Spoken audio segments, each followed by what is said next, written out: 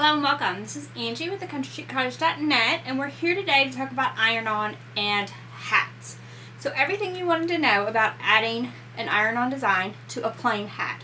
So we're going to go through a couple different methods. We're going to go through a heat press, we're going to use an EasyPress, and we're also going to use a small iron. So I'm going to go through like the benefits and drawbacks of all three, and then you can decide which one's right for you and adding iron-on to hats in your own home. Alright, so pressing hats with a heat press involves changing the heat press over to a hat assembly that came with this specific heat press.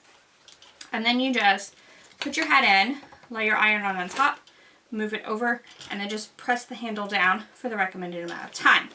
And as you can see, I've heat pressed one just to give an illustration of adding iron-on to a hat. Now, can you add iron-on to a hat with your EasyPress? Let's find out.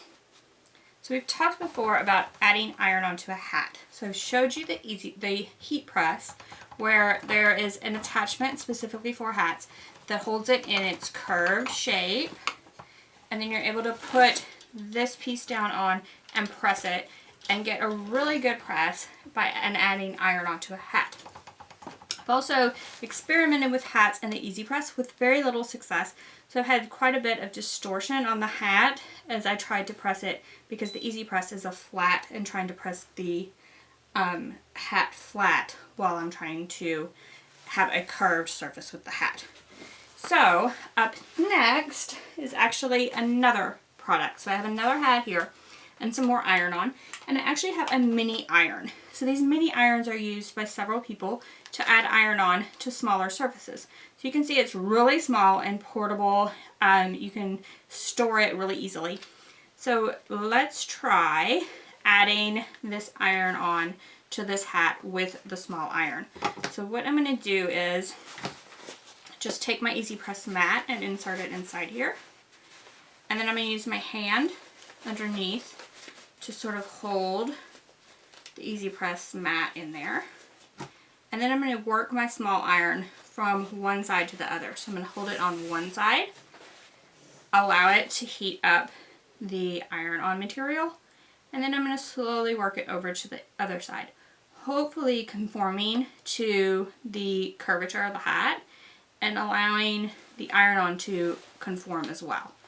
So we'll move it over and press a little while, and then just keep moving it over.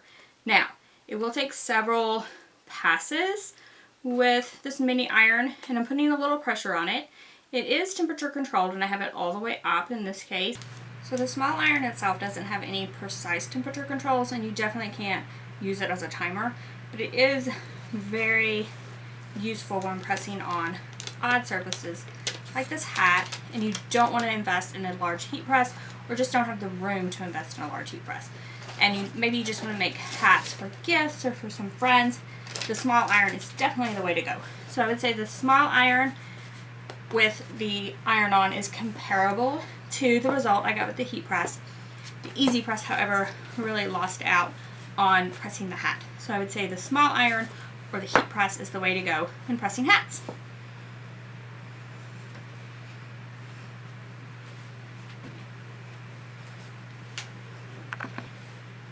So there you have it.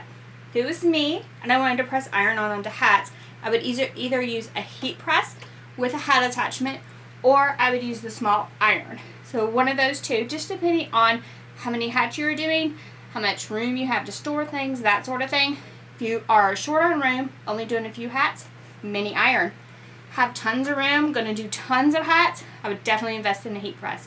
So thank you so much for joining me today. Be sure to give us a thumbs up on YouTube and subscribe if you want to see more crafty videos like this. We're always talking about all things Cricut and iron-on and all things crafty. So thank y'all so much for joining me today, and I will see you next week.